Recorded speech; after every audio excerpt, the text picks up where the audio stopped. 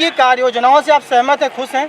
देखिए, मेरा मानना है कि किसी भी सरकार से पूर्ण रूप से सहमत होना और पूर्ण रूप से असहमत होना सही नहीं है। कि हर सरकार की अपनी अपनी अच्छाइयाँ होती हैं, हर सरकार की अपनी अपनी बुराइयाँ होती हैं।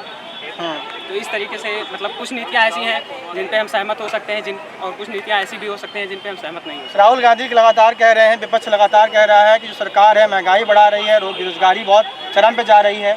इस बात से सहमत हैं क्या आप? अगर हम उनकी एक अप्रोच को, मतलब उनका जो अप्रोच है बात करने का, अगर हम सिर्फ उसको देखेंगे तो हमें सब कुछ वही दिखेगा। हमें पक्ष और विपक्ष दोनों को संतुलित रूप से देखना चाहिए, नहीं, मेरा ये मानना है। तो क्या आपके हिसाब से मोदी गवर्नमेंट ने, योगी गवर्नमेंट ने कुछ कार्य किए हैं?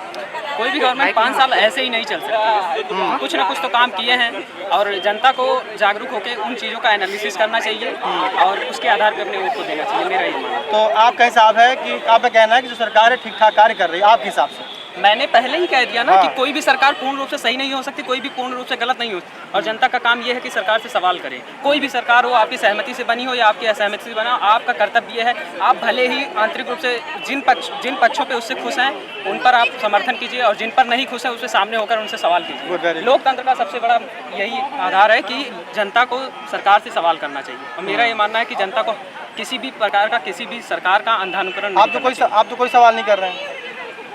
आपके सवालों का जवाब देना था आपने। चलिए, बहुत अच्छा, बहुत धन्यवाद। Thank you. आपका नाम? आप तो देश की आधी आबादी में से आती हैं। 48%। हाँ हाँ, तो आधी आबादी ऑलमोस्ट है ही आप। तो आप बताइए कि आप अभी पढ़ाई कर रही हैं, आई थिंक लग रहा है मुझे, सब पढ़ रहे हैं बच्चे। तो जो सरकार की जो कार्यशैली है, इसमें लगता है कि आपका भविष्य बेहतर होगा, सुरक्षित भविष्य आपका है?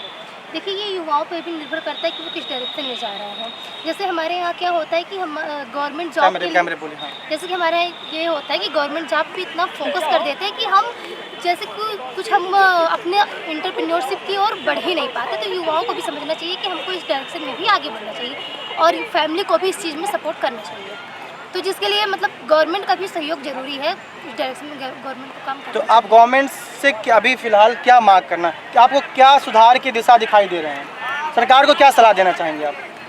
पहली बात तो हमको ये लगता है कि शिक्षा के क्षेत्र में अभी भी सुधार की ज़रूरत है। जैसे हमारी 2020 की जो नीति है, NEP है, इसमें जो है कि आदर्श रूप में सारे वो लगे हैं, लेकिन इसका धरातल पे कहाँ तक प्रयोग हो रहा है, इसका कुछ भी मतलब अगर आप धरातलीय स्तर पर देखें तो इसका कुछ भी इम्प्लीमेंटेशन नहीं हो रहा है, जिसके लिए गवर्नमेंट को काम करना चाहिए। इसमें प्रशासक की ज़्यादा बेहतर भूमिका हो सकती है। तो मेरा, आप एक लड़की महिला हैं, तो लड़कियों के लिए जो सरकार कहती है कि हम सुरक्षा बढ़ाए हैं, लड़कियों के लिए नई नई स्कीम्स लेके आए हैं, तो क्या इससे सहमत हैं आप? देखिए, केवल गवर्नमेंट से कुछ नहीं होता है, पहले कि हमारी सोसाइटी को देखना चाहिए। जैसे कि यहाँ पे इतने लोग हैं, अगर एक लड़की अगर शॉर्ट्स में निकल जाए तो सब हुटिंग करने लगेंगे, हम आप सब करने लगेंगे।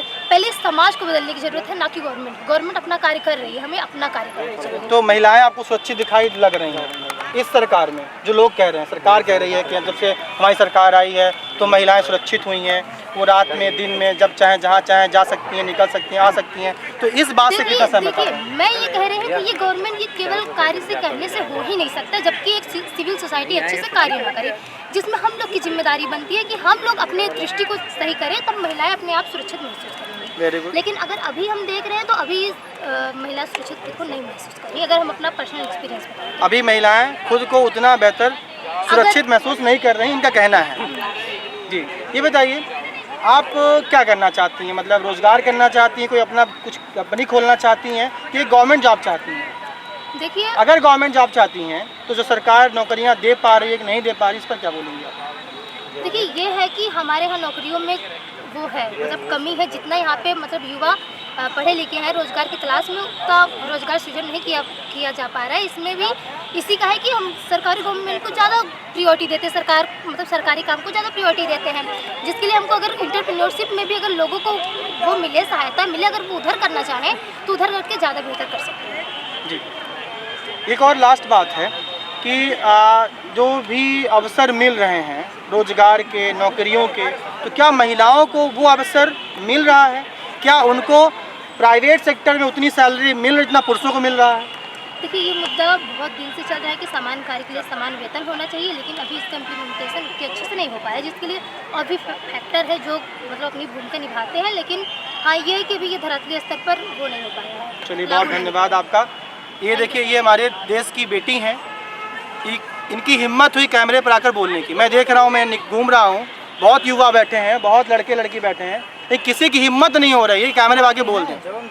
लेकिन इनके लिए बहुत धन्यवाद, और उन युवाओं के लिए धन्यवाद है जो कैमरे पर आकर के देश के लिए देश हित की बातें कर रहे हैं। जनहित इंडिया न्यूज़ जनहित की बातें, देश हित की बातें करता रहेगा, करता है। और जय हिंद, जय भारत।